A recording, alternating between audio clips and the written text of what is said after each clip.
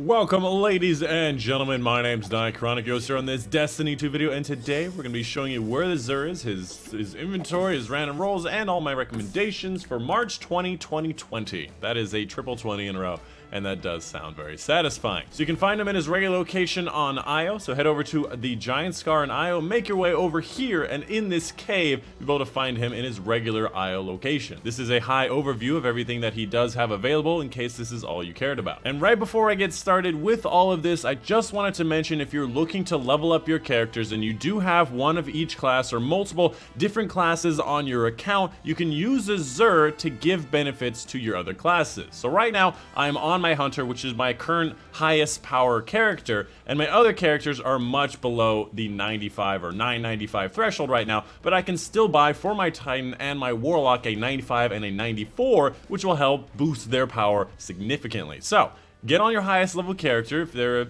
significant amount past your other characters, which you should be doing, one character at a time, moving to the next one so you can get the best power from the weapon thing, you should be able to use this to your advantage. Moving on, let's go ahead and get started with the weapon, the Queenbreaker, weapon we haven't seen for a long time in the Zur. It's a very special linear fusion rifle with a bunch of different options, including a long-range scope that makes your weapon shoot slower but do more damage, versus a low-zoom scope that makes you shoot faster. You also have the option between hipfire grip and quick draw. I don't really get the point of this kind of choice. You might as well just go with whatever one you want. I go with quick draw because that just is really nice. But as far as the DPS goes on both of these, they're almost exactly the same. I've tested them in a PvE. They're almost exactly the same. There's no one choice better than the other than the fact that the long-range one shoots slower, so you have a better total ammo damage. But honestly, this weapon is not really built for PvE. It's more of a PvP weapon because of its insane auto-aim on console. I don't know how it equates into PC since I haven't used it on PC, but this thing like auto-locks like nothing before. And they did actually rebuff it after they nerfed it with the Joker's Wild nerf. Outside of that, there is an ornament. I do have one of the ornaments that make it have a little spiky bit at the bottom and yellow finish on it, in case that's what you wanted, but yeah, that's the weapon. Moving on to the Hunter Exotic, we have the Oathkeeper Gauntlet. Its main perk called Adamantine Brace. Bow charges can be held indefinitely. The only use I can think of that this would be really that useful is going to be with Le Monarch, so you can maintain that poison in the shot because that also maintains the poison indefinitely as you hold the bow back, but in my opinion, that's not really something that's that useful because you can just release and pull the bow back again and just get that poison. It doesn't really waste that much time. So in my opinion, this is an exotic that doesn't really have a purpose right now. As far as the role goes, primary in strength and resilience, not really a synergy with this. I would say this is more of a PvP kind of exotic, so I'd like to see a lot more recovery, maybe more mobility, stuff like that. So kind of a poor role for a very poor exotic that does have an ornament that makes it look like this, in case that's what you wanted, but the original honestly looks very nice with those little purple and glass look. And gold, lots of gold. I do love myself some gold. Moving on to the Titan Exotic, we have the MK44 Stand Aside. Its main perk, Seriously Watch Out, grants an overshield when you're sprinting at full health with any of these shoulder charges equipped,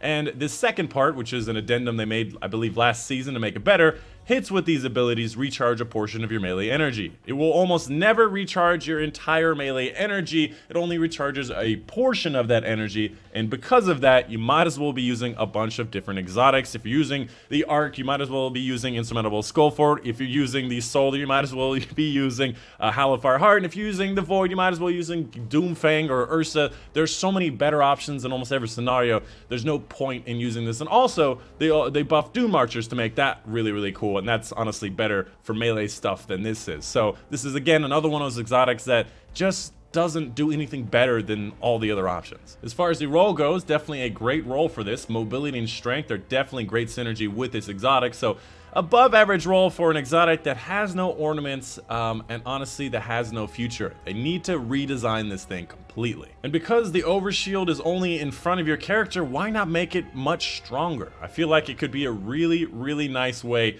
to make it a strong, like, defensive option. Moving on to the Warlike Exotic, we have the Ophidian Aspects. These are actually one of my favorite exotics for the Warlocks, definitely in my top 10. I put them in my top 10 actually with the last season. Its main perk, Cobra Totemic, weapons ready and reload very quickly, and melee range is extended. keeping in mind here that the Warlocks got an extra meter to their melee range with the Season of the Worthy this season, so the melee range is even further with this exotic, so you can kind of double down on that, making this a very, very good choice. Combine that with the fact that weapons ready very quickly, so after you're sprinting, you can bring up the weapon very quickly, being able to reload faster, like Vigilance Wing back in the day. That thing was really slow at readying and reloading. Just helps that kind of weapon, or those kind of weapons in PvP. Just a great exotic for a lot of different reasons. And also, it does have an ornament, which I do not have. I don't know what kind of ornament that is, because I've totally forgot. As far as the role goes, a primary in strength, secondary mobility, I think makes sense for this particular exotic. It is kind of based on strength, and mobility is based on this idea of speed, so I'd say maybe an above average role for a very above average exotic. And that's pretty much it. Again, make sure you're picking up your 5 of Swords for high scoring Nightfalls for the regular set of Nightfalls, picking up your